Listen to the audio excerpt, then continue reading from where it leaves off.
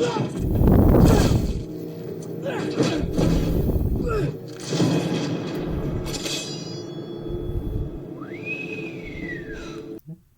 we gotta talk about this!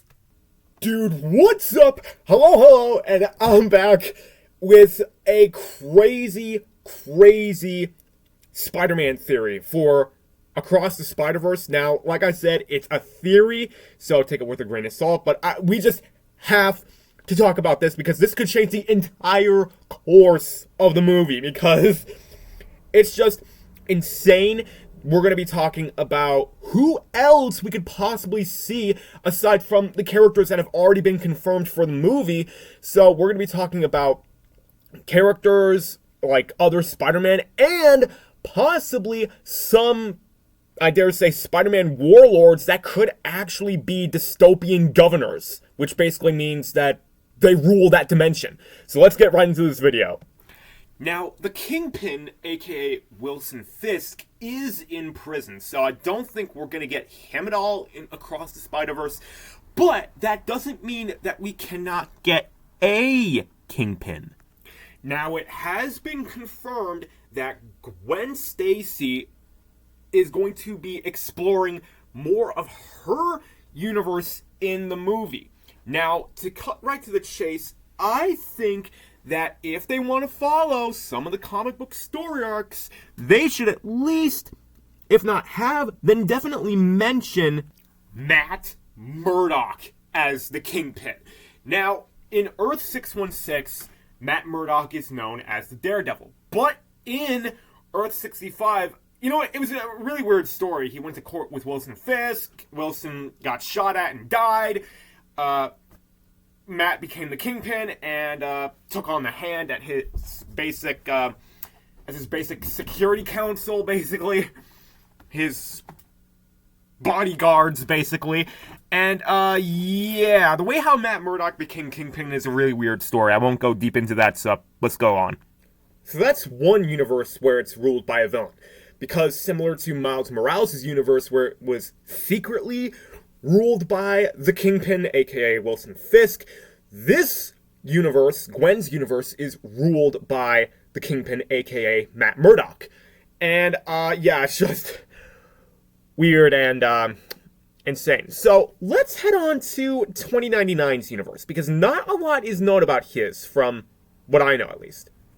Now, when it comes to 2099's universe, this could lead to something that I have absolutely wanted to see for a very, very long time. And let's start off with one character for now. So there's only one Spider-Man adversary of which that I can remember. I know that in like 2099 there were like all these other characters like Captain America, the Hulk, of course, Spider-Man. But the only Spider-Man adversary that I can remember and would love to see is Venom. And this could be absolutely insane. I mean, I know that Sony and Marvel are saving the ultimate Spider-Man versus Venom fight for Spider-Man 4 or something like that.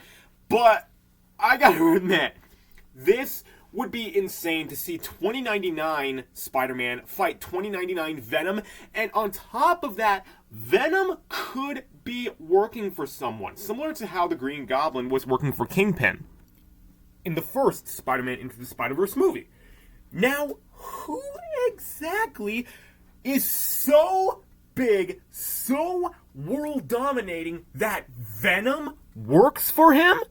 There is only one name that comes to mind, and Marvel and Sony are going to have to work together on this film if Sony wants this character in Spider-Man Across the Spider-Verse. It's no ordinary storm. This enchantment has the hallmark of one person. Loki.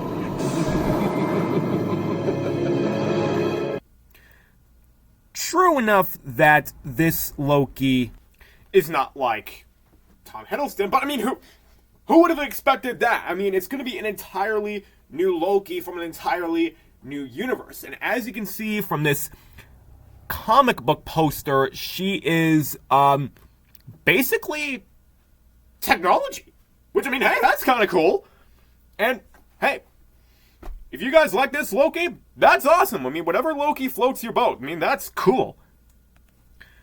But it is possible, and this theory comes entirely from my mom, who is a huge Loki fan, so if any Loki theories about Across the Spider-Verse are accurate, it's definitely going to be this one.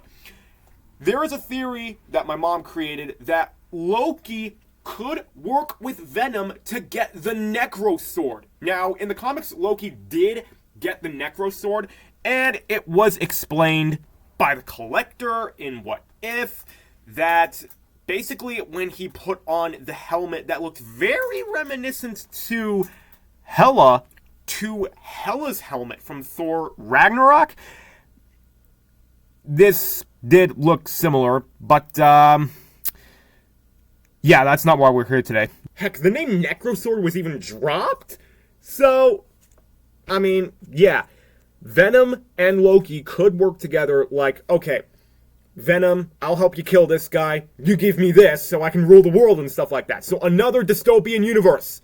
So if these rumors are true, that gives us for the Across the Spider-Verse version of the Sinister Six, the Spot, Gwen's Vulture, the Jackal, Venom 2099. There should be 2 more members. Now, I think that these villains could potentially make the role, especially due to the fact that the next one is kind of a what-if scenario, and that is, what if in The Amazing Spider-Man 2, Electro won?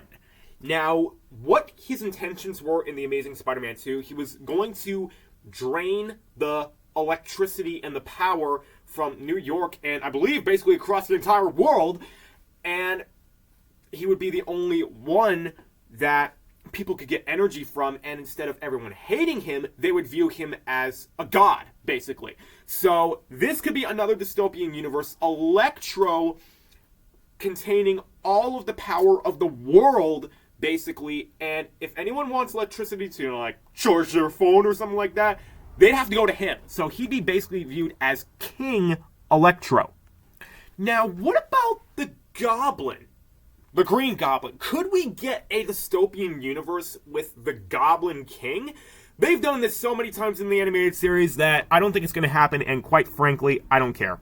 Because the next theory is something so insane, so involved, that it could literally put WandaVision's pocket dimension creating to shame. That's right, I'm talking about the Illusion Master himself. No, unfortunately not Loki. The other one.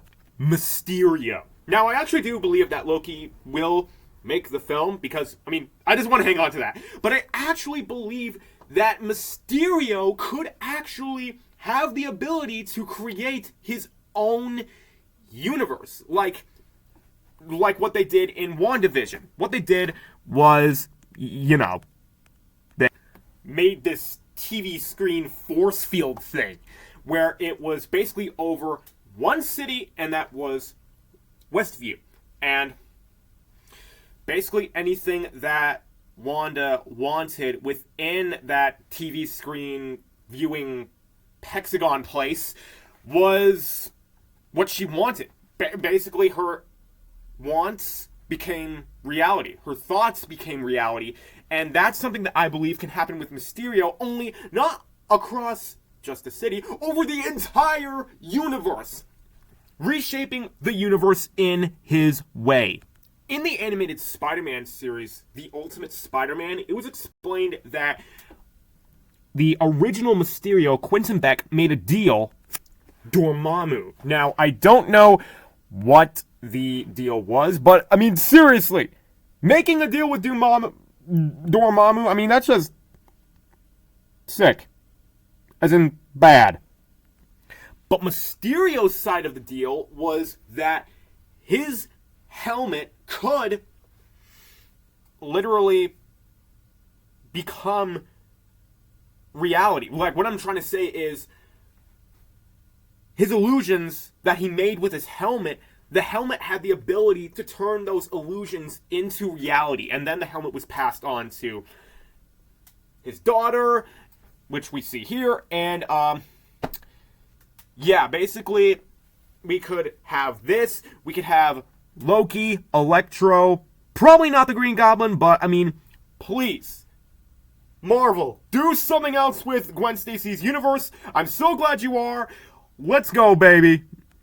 Now, when it comes to Silk, she could probably be in this universe because, I mean, seriously, if you have dystopian story arcs, you're going to have characters who rebel against these forces. So, you could have Silk in the Mysterio universe, Hulk from the 2099 universe, and, I mean, I gotta say, though, the 2099 version of Hulk looks a little creepy, like Spider-Man Into the Spider-Verse Green Goblin creepy. Good night. Maybe you could have Matt Murdock as Daredevil too if you tone him down. I mean, because if you can tone down the Kingpin from violence, you can tone down the violence of Daredevil. I don't know where exactly he should be, but definitely not in Gwen's universe, because that would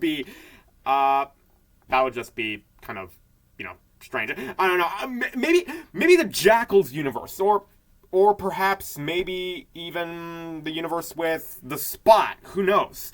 But actually, you know what? I take that back. The Jackal, a better rebellion leader against him, my guess, would have to be, believe it or not, but Moon Knight. Because Moon Knight and Spider-Man have teamed up in the comics. And in the Ultimate Spider-Man series as well. Because, I mean, they have fought before, they teamed up against Mysterio, and yeah, Moon Knight could totally be in the rebellion against the Jackal, the cloning genius. So, yeah. And that's basically it. So, I hope you enjoyed this theory. I mean, I certainly enjoyed it, and it's just a theory, but who knows, maybe it could actually happen one day. I mean, I'm definitely hoping that it does. So make sure to like this video, share with your friends, subscribe, and don't forget to comment down below what your favorite movie is from the Cinematic 7, and who your favorite characters are, or character. Now, silly me, I forgot to mention, you guys need a YouTube account to comment down below my videos. It's very easy to set up.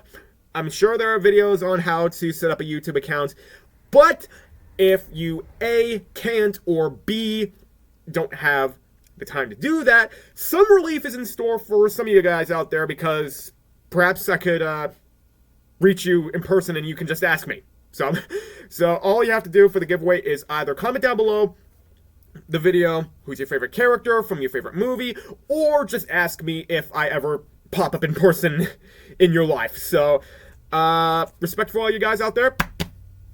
Peace out.